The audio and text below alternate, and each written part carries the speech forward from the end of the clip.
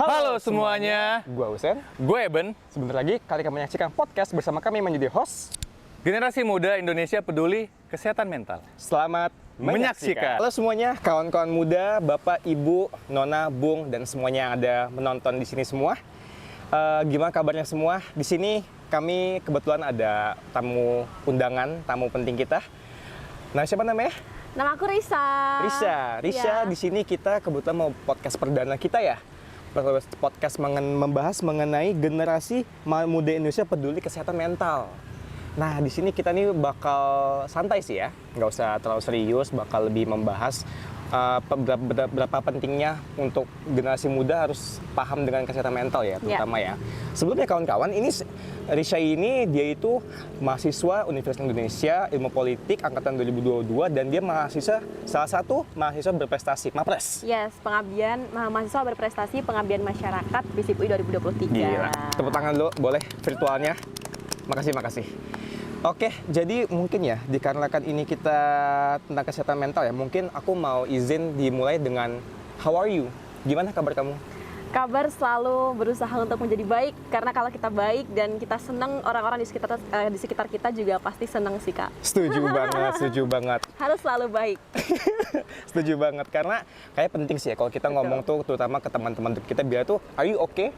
How are you? Tuh kayak kata-kata mungkin yang simple, biasa, tapi sebenarnya penting juga sih. Itu ya. transfer energi positif lebih tepatnya. Bener, energi positif. Kalau kebaikan negatif bukan positif ya, itu matematika doang kayaknya sih ya. Kalau kesehatan mental, ngomong say hi aja itu bisa make someone's day ya. Berharga dan bermakna. Bener, berharga dan bermakna, penting banget. Oke, jadi pertama sih mungkin buat yang kita mulainya Risha nih, kalau menurut kamu ya, apa tuh yang dimaksud dengan kesehatan mental di era modern sekarang ini?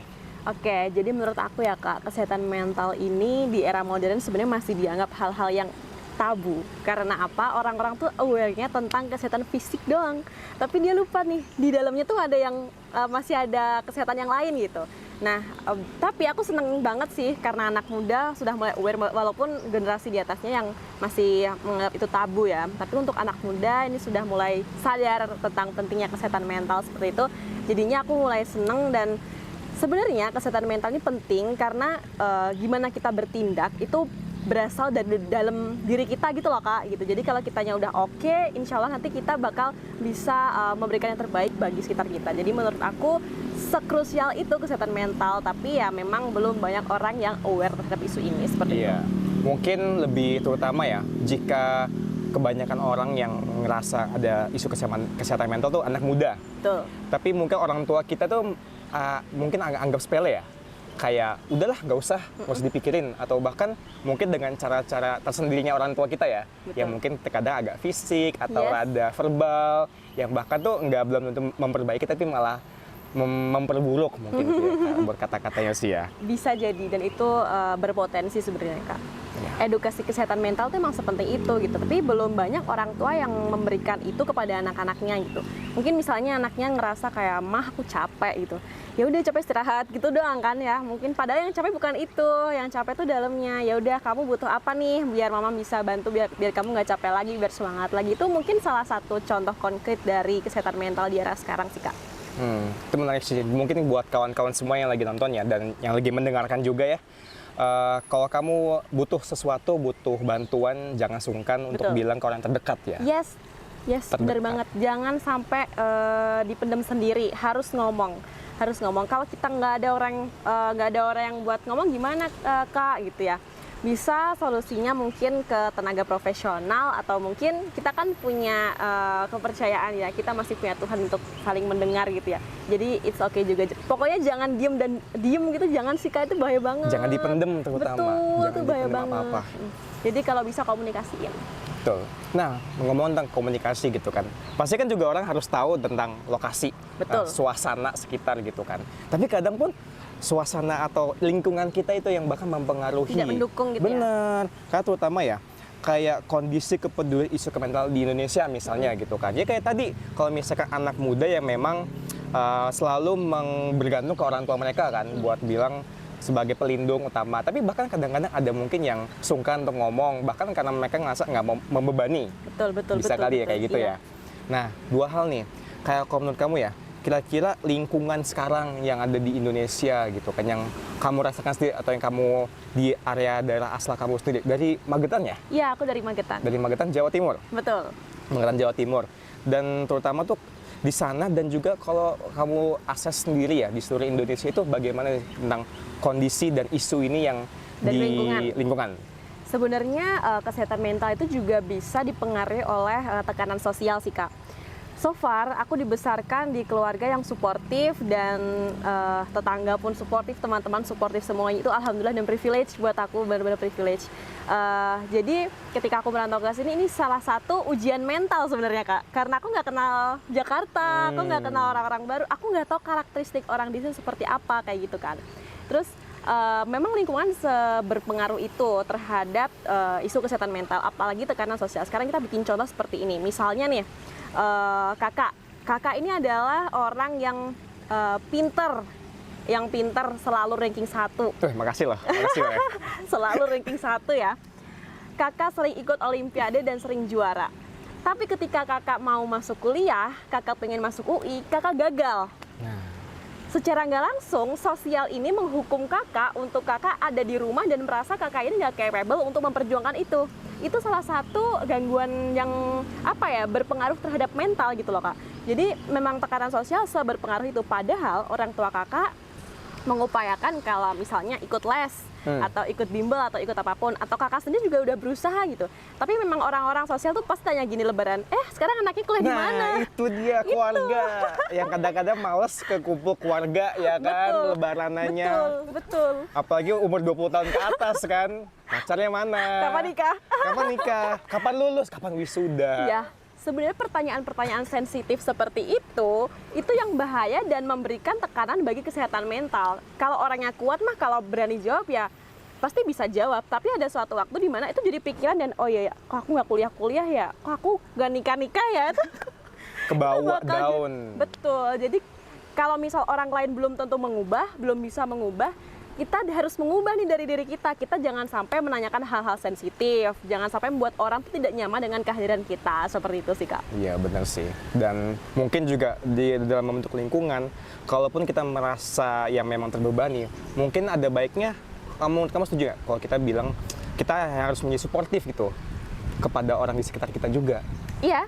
Dan menurut aku salah satu konsep yang mungkin bisa teman-teman ambil adalah kalau misalnya emang pertanyaan itu nggak nyaman, bilang aja, jangan tanya gitu dong, aku nggak nyaman. Kalau kamu aku tanyain, mau nggak? Gitu, nggak apa-apa, dibalik aja gitu. Karena orang tuh kadang tanya, tapi dia nggak tahu nih pertanyaannya bikin dia orang lain untuk mikir atau sakit hati atau enggak gitu. Jadi menurut aku konsep itu sih yang harus kita tekankan, karena nggak semua orang juga sadar akan hal itu, seperti itu. I see.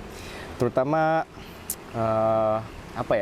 kadang kalau orang sedang ada masalah gitu kan, tapi dia takut buat ngomong gitu kan. Itu juga salah satu aspek ini nggak sih, yang walaupun kita udah bilang kalau ada apa-apa cerita gitu kan, cuman kalau dari dia sendiri nggak mau, itu pasti nggak bakal guna juga kalau misalnya dia sendiri nggak pengen berani untuk speak up. Sebenarnya kalau ada masalah, pasti teman tuh bilang, nanti kalau ada apa-apa cerita ya. Tapi walaupun temen bilang gitu, kita kan pasti, temen aku pasti punya masalah juga. Kalau aku cerita, belum tentu temen aku tuh mau dengerin dan kasih saran semaksimal mungkin.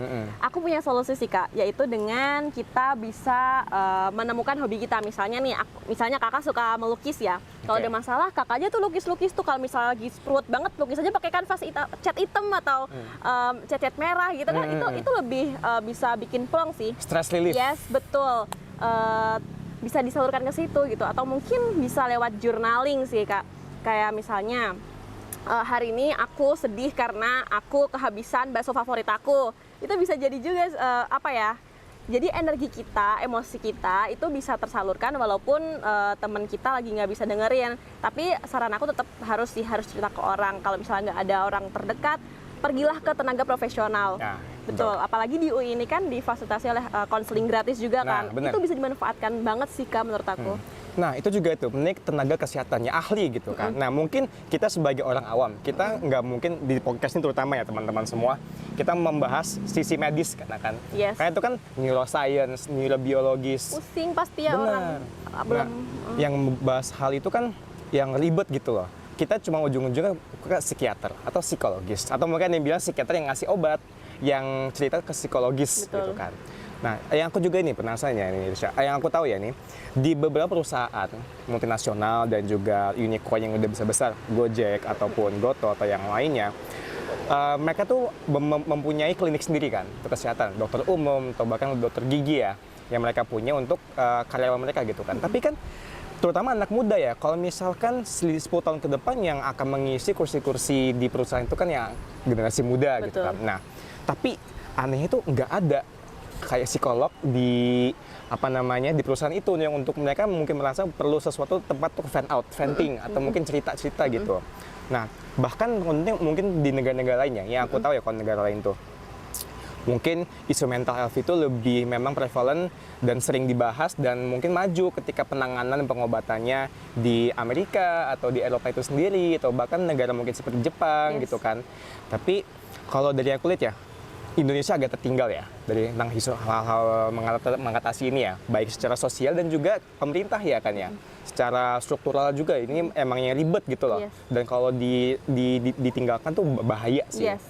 Kalau kamu sendiri yang kamu lihat ya, mengenai mungkin di Magetan itu sendiri ya, dan penanganan mengenai korban-korban yang mempunyai gangguan jiwa atau gangguan mental itu, bagaimana menurut kamu yang penanganan dan juga pelindungan yang diberikan baik secara sosial dan juga dari pemerintah? Oke, kalau kita bicara soal general aja sih, biar nggak di Magetan aja ya. Benar-benar. Ya.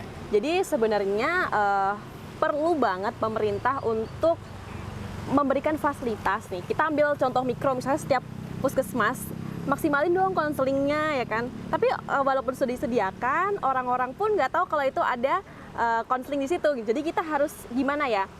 Harus mau nih untuk door to door. Misalnya ada laporan dari rumah si A ini lagi ada orang yang terkena gangguan mental atau gangguan jiwa bahkan. Karena itu kan sesuatu yang berbeda ya Kak. Kalau gangguan mental versi ringan kan masih bisa ke psikolog ya. Tapi kalau sudah gangguan jiwa itu ke psikiater dan ke rumah sakit jiwa gitu. Karena mereka yang berhak untuk kasih obat, kasih dan lain-lain. Kalau psikolog kan kita hanya ngobrol dan tidak bisa kasih obat kan ya. Kalau misalnya kita bikin simulasi kayak gitu ya, mikro, datengin tuh ke rumahnya. Itu menurut aku sebuah terobosan yang fresh sih Kak. Soalnya apa? Memang pemerintah ini belum dimaksimalkan ke situ gitu. Tapi kalau kita ngomongin Gen Z ya Kak, Gen Z kan sambatnya kan gini nih, aduh capek, aku depresi, aku gini self-diagnose. Nah, benar. Self-diagnose kan berasumsi. Betul. Berasumsi. Ini sebenarnya celah sih untuk calon eksekutor atau calon-calon pengambil keputusan. Yes, betul. Ini celah kalau ini bagus ya, ini bisa dimanfaatkan dengan bagus. Gen Z tuh bisa kayak, wah ini terobosannya bagus nih, bisa nyediain gue nih. Ini sebuah angin segar gitu loh Kak. Angin segar. Ya, tapi menurut aku pemerintah juga harus kapitalisasi di situ sih, harus memberikan pelayanan, harus memberikan harus terbuka lah intinya. Walaupun sudah ada dan justru masyarakatnya yang nggak tahu mungkin ya, dan itu artinya perlu sosialisasi dan penyuluhan seperti itu. Karena jujur, kan aku kan fokusnya di komunitas pemberdayaan orang dengan gangguan jiwa. Selain di kesehatan mental, aku juga fokus ke penyintasnya gitu. Kadang-kadang penyintas gangguan jiwa itu belum diterima di masyarakat gitu. Padahal mereka sudah dibekali keterampilan, sudah masuk job club, sudah intinya sudah siap lah untuk kembali ke masyarakat, tapi masyarakat yang belum menerima. Jadi PR-nya apa? PR-nya adalah masyarakat ini perlu tahu kalau ada isu kesehatan mental. Jadi bukan Gen Z dan milenial aja yang tahu, tapi gimana sih caranya mengemas isu kesehatan mental bisa sampai atas-atas tuh, sampai generasi-generasi ayah ibu kita seperti itu. Terjaga dan terus berlanjut. Betul. Gitu. Belum lagi ya kalau kataku sih, selain mungkin apa sih gangguan mental, kesehatan mental itu mencakup apa aja sih? Mungkin anxiety, kecemasan ya? Bisa. Panic attack, depresi, mungkin kawan-kawan bisa disebut-sebutnya ya apa yang kepikiran. Kalau yang lebih advance ada skizofrenia. Skizo, psikopatik tendensi mungkin ya. ADHD, OCD juga termasuk ya. Yang mungkin ini sesuatu yang butuh didiagnosa dalam. Iya, oleh seprofesional. Jangan sampai self diagnose. Kayaknya aku anxiety deh. Jangan sampai. kalau merasa nggak enak dengan diri sendiri, datang ke profesional. Betul. Yang bisa memutuskan hanyalah psikolog, Benar. ya, atau psikiater. Kalau misalnya butuh obat banget, nanti Betul. bakal ditaruh ke psikiater. Tapi jangan sampai kayak kayaknya aku anxiety deh, aku kayaknya panic attack deh. Benar. Jangan, itu bahaya banget. Belum lagi kata-kata yang seperti unalive diri kalian sendiri ya. Betul. Itu jangan sampai ke tahap itu kawan-kawan semua ya. Kayak mungkin meminta pertolongan tuh orang tuh mungkin agak sungkan, tapi itu penting dan pasti secara normatif dan secara natural manusia pun jika ada yang meminta tolong pasti mau memberi betul, pertolongan. Betul. Aku mau cerita nih Kak. Jadi karena kita lagi di lingkungan kampus, aku pernah ketemu teman orang dengan gangguan jiwa di Bogor. Itu salah satu lulusan dari PTN top 3. Tapi dia kenapa bisa masuk ke panti ODGJ? Karena apa? Karena sosial yang menekan dia. Karena sosial menekan dia, orang pinter lulusan top 3, tapi dia nggak jadi apa-apa gitu.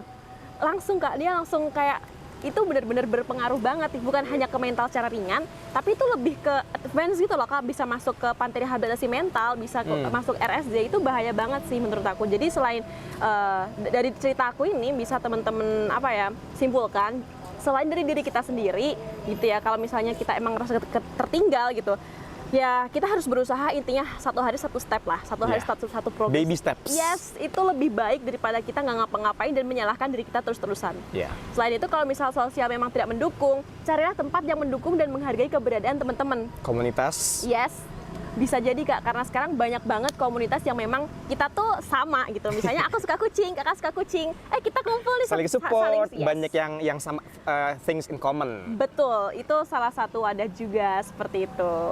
Oke, itu sih. Ingat teman-teman, jangan sungkan untuk minta pertolongan. Ingat itu semua. Jangan self-diagnose. Jangan self-diagnose dan jangan menyalahkan diri sendiri. Betul. Kalau misalnya ngerasa unprecious ya, kayak nggak berharga, atau merasa kurang bersyukur, cobalah teman-teman itu membantu orang lain kalau saran aku. Bener. Kayak misalnya nih, aku lagi kurang bersyukur banget ya, kalau aku lagi kok nggak ngapa-ngapain, aku kok nggak punya duit gitu ya misalnya ya. Kere, aduh. Misalnya ya, punya 1.000 doang gitu ya, 1.000 kasihlah ke orang lain yang membutuhkan. Kadang orang senyum orang lain tuh mengandung doa loh Kak. Benar. Betul. Nah, orang lain bisa senyum, nanti tahu-tahu Tuhan tuh kasih rezeki banyak rezeki, ke kita. pahala. Betul. Bermanfaat intinya. Jadi kita harus bermanfaat bagi orang lain. Kalau misalnya merasa kurang, orang lain ada yang butuh bantuan kita gitu. Jadi kita seberharga itu sebenarnya Kak. Semua kita semua precious. Betul. Kita memang precious intinya. Nah, sayangnya teman. Halo semuanya, perkenalkan namaku Eben sebagai penggantinya Hussein, karena Hussein itu sedang sholat Jumat, makanya aku yang menggantikan. Halo juga Risa. Halo, Eben. Nah, tadi kan oleh Hussein kan udah dijelaskan bagaimana dan kamu juga bagaimana peran pemerintah untuk bisa mendukung dan mengupayakan kesehatan mental di Indonesia. Dan kamu kan sudah bilang dan tadi Hussein sudah bilang bagaimana komparasi dengan luar negeri, seperti Amerika yang cukup maju dibanding orang-orang dibanding negara kita.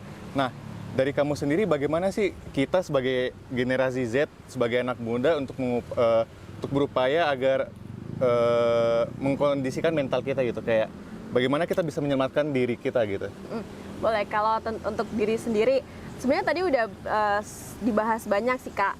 Jadi kalau kita lagi merasa nggak baik-baik saja, jangan ragu untuk mencari bantuan, entah itu ke teman, keluarga, orang terdekat, atau mungkin tenaga profesional. Tapi kalau udah memang nggak ada banget, kita masih punya Tuhan yang Maha Mendengar, ya kan Kak? Benar banget, apalagi kan kalau kita udah kusyuk berdoa, apalagi berbuat baik dengan sesama kan akan berbalik lagi kebaikannya kepada kita sendiri, benar nggak? Betul, jadi jangan sampai self-diagnose, jangan sampai menganggap diri kita itu tidak berharga. Benar banget. Menganggap kurang bersyukur lah intinya. Jangan sampai seperti itu. Jadi anggap kalau diri kita tuh sangat berharga, bermanfaat bagi orang lain gitu. Itu energi positif yang bisa memperbaiki keadaan mental kita gitu. Bisa dengan cara kita melakukan kegiatan yang kita suka. Kalau misalnya kita memang suka otomotif, ya tekuni aja otomotif, atau ketemu teman-teman komunitas seperti itu. Itu bener banget. Salah satu terobosan lah intinya. Yes. Berarti apakah pemerintah kita sendiri tuh berkewajiban gitu dalam menyediakan layanan mental health untuk semua kalangan, untuk semua, misalnya untuk generasi muda dan generasi tua gitu? Iya, tentu. Jadi sebenarnya pasti di puskesmas atau rumah sakit itu ada, cuman orang-orangnya tuh masyarakatnya untuk pergi ke sana itu pasti ada pertimbangan kayak malu atau mungkin kita takut harus bagaimana gitu Bener ya. banget, kurang aware juga. Betul, kurang aware. Sebenarnya tuh sudah ada di pemerintah. PR pemerintah adalah sosialisasiin dong, kasih tahu dong ke masyarakat kalau ada fasilitas Layanan ini, bener. gitu. Atau mungkin dengan subsidi biaya konseling dimurahin juga bisa Iya, bener jadi banget. loh. Bisa Ya karena jadi, memang bisa biaya konseling cukup pricey Iya, ya Kak. iya, karena biasanya kan orang mikir-mikir lagi kan untuk Iya. ntar lagi deh. Betul. seperti itu. Masih mending. Iya, kalau memang tidak bisa di suatu puskesmas atau rumah sakit atau klinik lah misalnya ya, bisa pakai sekarang kan serba digital. Kenapa nggak Bener disediain aja tuh aplikasi digital yang bisa untuk konseling? Walaupun ada sih aplikasi dari swasta, tapi pemerintah ayo dong, Ayo bikin dong, iya, ini bener-bener.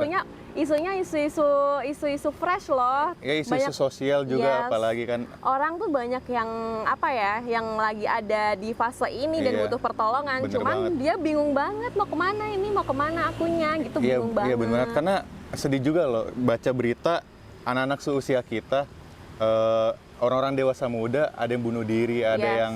ada yang tiba-tiba dia melakukan self harm atau bagaimanapun contohnya. Jadi kayak bagaimana pemerintah ya setidaknya membangun dari dalam gitu, dari individunya masing-masing. Apalagi benar kata kamu tentang mental ini kan isu yang fresh dan dari kita sendiri kan nggak boleh self diagnosis. Betul. Dan karena ini sudah menjadi penghujung podcast kita, dari kamu sendiri bagaimana sih kita mengajak teman-teman kita untuk lebih aware gitu, apalagi kan teman-temanku kan apalagi juga kamu, kita mahasiswa, bagaimana kita saling menjaga gitu, saling menjaga mental, saling mensupport walaupun ya kadang-kadang aku kan cowok dan sesama cowok kan kayak aneh gitu untuk support satu sama lain, Betul. kayak lebih dianggap kamu suka sama aku ya kan, aneh kan. Iya. Bagaimana gitu cara untuk kita mensupport satu sama lain antar teman? Boleh. Jadi untuk support antar temen, ini kalau misalnya kita memang tidak bisa support secara langsung untuk saling mendengarkan ya, mungkin bisa dengan kita tidak melakukan hal-hal yang misalnya itu melukai orang lain. Misalnya tadi kan aku udah bahas sama Kak Ucen, kalau sosial ini berpengaruh sekali terhadap kesehatan mental gitu. Sebenarnya Iya. kita nggak ngapa-ngapain, keluarga nggak ngapa-ngapain, tapi sosial yang menekan gitu. Sosial yang tanya, kok kamu nggak kuliah-kuliah, kok kamu nggak lulus-lulus. Itu pertanyaan-pertanyaan yang harus dihindari. Jadi yang bisa kita lakukan adalah selain saling menyemangati, saling berbuat baik ke orang lain, terus senyum kalau misalnya ada temennya yang lagi ketemu gitu ya, say hi dan lain sebagainya. Itu salah satu yang bisa dilakukan adalah jangan mengeluarkan kata-kata atau berperilaku yang bikin orang lain tidak nyaman, karena itu sangat berpengaruh kepada mental seseorang. Kita nggak tahu loh dalamnya orang tuh lagi kena apa, sekacau bener apa banget, tuh bener nggak banget. tahu. Kita nggak tahu gitu. Jadi sebisa mungkin kita stop dari diri kita. Kalau memang orang lain belum bisa stop, kita stop dari diri kita gitu. Stop untuk Dimulai dari Betul, diri kita betul, sendiri kan, betul, bener betul. banget. Begitu ya teman-teman, dimulai dari diri kita sendiri. Nah begini Risha, aku kan peduli banget ya dengan isu kesehatan mental ini dan aku pengen berpartisipasi aktif. Nah bagaimana, aku pengen ikut tapi nggak tahu dari mana gitu. Apakah Risha ada saran atau apalagi kita kan anak mahasiswa itu, apakah ada organisasi di luar sana yang aware tentang isu kesehatan mental ini? Yes. Jadi untuk anak muda, misalnya teman-teman memang aware terhadap isu kesehatan mental, pengen ngobrolin isu ini lebih lanjut, bahkan pengen untuk belajar isu ini lebih lanjut, jangan ragu dan jangan segan untuk ikut komunitas atau organisasi yang memang ada menyediakan wadah untuk teman-teman berproses di situ. Misalnya kalau organisasi mahasiswa Iya. kayak BEM dan lain-lain tuh punya proker tentang kesehatan mental, kalau teman-teman tertarik ikut. Silakan ikut. Tapi kalau Iya. teman-teman lagi nggak tertarik nih sama kampus, tiap hari ketemu sama kampus, orang-orang itu mulu gitu ya.